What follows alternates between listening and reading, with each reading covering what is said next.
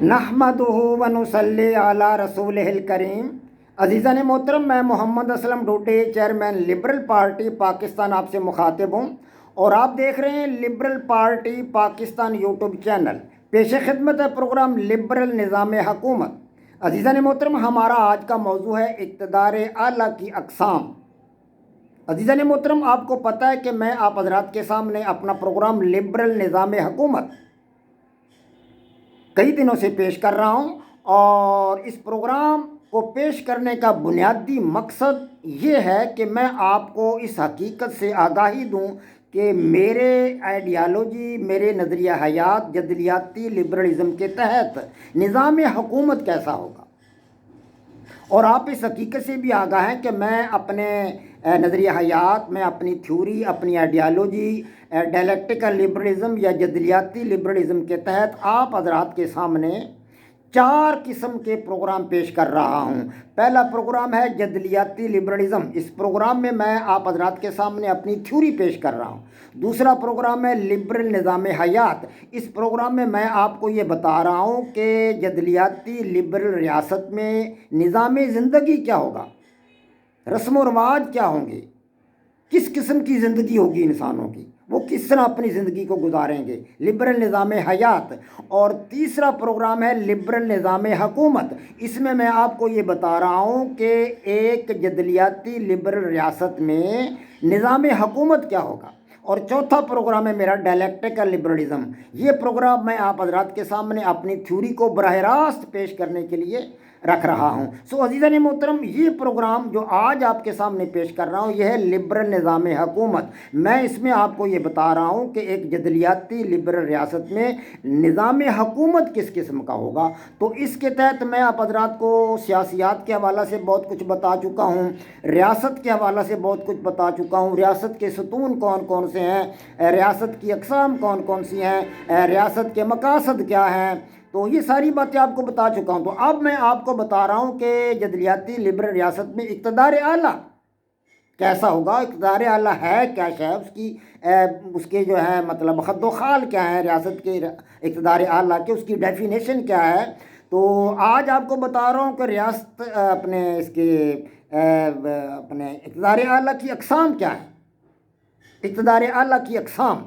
تو اقتدار اعلیٰ کی اقسام بیان کرنے سے پہلے میں چاہتا ہوں کہ آپ کو اقتدار اعلیٰ کے پہلوؤں سے آگاہی دی جائے۔ عزیزان محترم، اقتدار اعلیٰ کے 2 پہلو ہیں، ایک تو ہے اندرونی اقتدار اعلیٰ اور دوسرا ہے بیرونی اقتدار اعلیٰ۔ اندرونی اقتدار اعلیٰ سے مراد یہ ہے کہ ریاست میں رہنے والے تمام افراد، جتنے بھی افراد ریاست میں رہ رہے ہیں، وہ سارے کے سارے افراد اور تمام کے تمام ریاستی ادارے اس ریاست کے قوانین کے پابند ہوں گے، اس ریاست کے قانون کے متحد ہوں گے، اقتدار اعلیٰ کے متحد ہوں گے، ان اقتدار اعلیٰ کے تحت وہ زندگی گزاریں گے، اور کوئی فرد یا کوئی ادارہ ریاست کے قانون سے بالاتر نہیں ہوگا۔ یہ ہے اندرونی اقتدار اعلیٰ۔ اور بیرونی اقتدار اعلیٰ سے مراد یہ ہے کہ ریاست جو ہے وہ ہر قسم کے بیرونی غلبہ سے آزاد ہوگی، بیرونی تسلط سے آزاد ہوگی، اور وہ اپنی پالیسیاں اور اپنے سارے کے سارے پروگرام بیرونی دباؤ سے آزاد ہو کر بنائے گی۔ یہ ہے اندرونی اقتدار اعلیٰ اور بیرونی اقتدار اعلیٰ۔ عزیزان محترم، اب میں آپ حضرات کے سامنے ریاست کی اقتدار اعلیٰ کی اقسام بیان کرنا چاہوں گا۔ تو اقتدار اعلیٰ کی اقسام تو کوئی نہیں ہے، اقتدار اعلیٰ ناقابل تقسیم ہے۔ جی ہاں، اقتدار اعلیٰ ناقابل تقسیم ہے، اس کی کوئی اقسام نہیں ہے۔ تاہم چونکہ اقتدار اعلیٰ کا اظہار ہم اداروں کے بغیر نہیں کر سکتے، اقتدار اعلیٰ کا اظہار مختلف اداروں کے ذریعے ہوتا ہے۔ نظام زندگی چلانے کے لیے مختلف ادارے بنائے گئے ہیں، ہر سماج نے، ہر حکومت نے، ہر ریاست نے مختلف ادارے بنا رکھے ہیں۔ مثال کے طور پر ہمارے پاس بجلی کا ادارہ ہے، اور ہمارے پاس جو ہے وہ ڈاک خانے کا ادارہ ہے، ہمارے پاس ریلوے کا ادارہ ہے، ہمارے پاس پولیس کا ادارہ ہے، بہت سارے ادارے ہیں، پھر ان کی نیچے ذیلی اقسام ہیں۔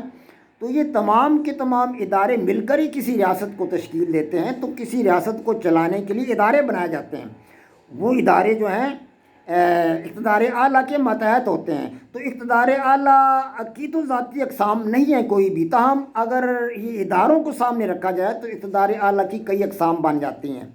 پہلی قسم ہے برائے نام اقتدار اعلیٰ، برائے نام اقتدار اعلیٰ، اور دوسری قسم ہے حقیقی اقتدار اعلیٰ، برائے نام اقتدار اعلیٰ اور حقیقی اقتدار اعلیٰ۔ عزیزان محترم، برائے نام اقتدار اعلیٰ جو ہے وہ ریاستی اختیارات کا ایسا مجموعہ ہے جو حکومتی معاملات کی صرف نگرانی کے لیے ہو، جو حکومتی معاملات کی صرف نگرانی کے لیے ہو، عملی طور پر استعمال کرنے کے لیے نہ ہو، عملی طور پر استعمال کرنے کے لیے نہ ہو۔ مثال کے طور پر اس کی پہلی مثال تو ہے برطانوی سیاسی نظام میں بادشاہ۔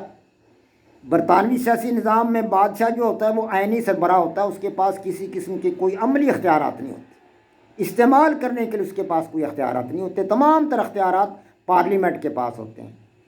تو برائے نام اقتدار اعلیٰ کی دوسری مثال آپ کے سامنے یہ پیش کروں گا کہ پاکستان ہے، بھارت ہے، بنگلہ دیش ہے اور کئی ممالک ہیں جہاں پارلیمانی نظام حکومت ہے۔ تو ان تمام کے تمام پارلیمانی نظام حکومت میں، ان تمام پارلیمانی ریاستوں میں صدر کا عہدہ آئینی ہوتا ہے، وہ ملک کا آئینی سربراہ ہوتا ہے، ریاست کا آئینی سربراہ ہوتا ہے، اس کے پاس استعمال کرنے کے لیے عملی طور پر اختیارات نہیں ہوتے، وہ اپنے اختیارات کو استعمال نہیں کر سکتا۔